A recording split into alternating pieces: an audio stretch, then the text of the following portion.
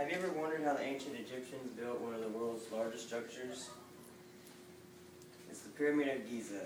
It's been almost 4,500 years since the pyramid was built, and we still don't know exactly how they managed to build such a structure. Many scientists and researchers have examined the pyramid, and each one of them have come up with their own ideas and theories about how it was constructed. I'm going to discuss three of these main theories to you. The first one is by a Greek historian by the name of Herodotus. He claims that 100,000 men built the pyramid over about 20 years. He doesn't really have any real facts to back up this, but something that was told to him. He believes they used levers and cranes to help construct it, and he doesn't think they were slaves either. He believes they were people that basically were followers of the pharaoh and just really wanted to do a good job for him. So that's one of them. It's one of the possibilities. Now let's look at another one by a scientist by the name of Joseph Davidovitz. And his theory is kind of far-fetched, but he believes that they were cast and not quarried. So he basically, what he means by that is, he doesn't believe that the Egyptians could physically put these massive blocks together. He thinks they were used for, I think they were like cast using the form of limestone concrete.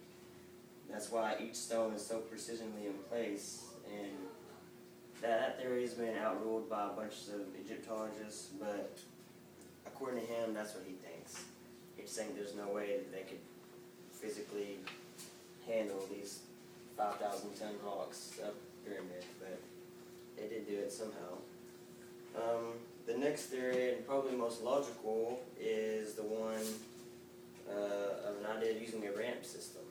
And basically, what this theory is, they could use several methods, but one theory is one ramp on each side of the four sides of the pyramid, and just going up as a pyramid is constructed.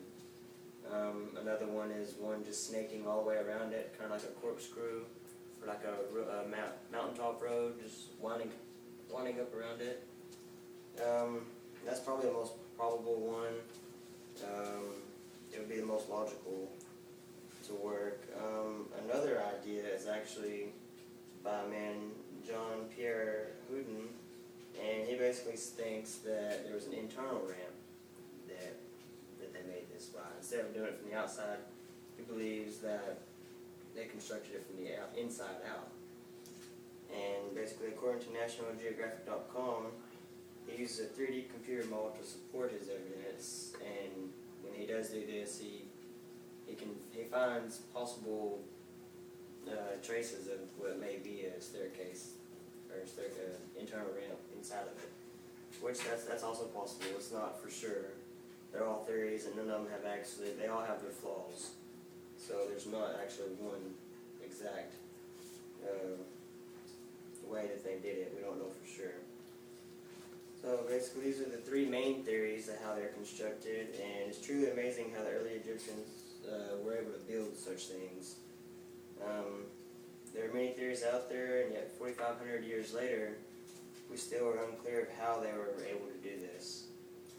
And according to Europa.com, the Pyramid of Giza is so technically advanced that even with the technology today that we have, we're still unable to construct this using the technology that we have. So it's still up in the air, and it probably will be until the end of time. Nobody will really know exactly how this was built. That's the theories on the Pyramid of Giza.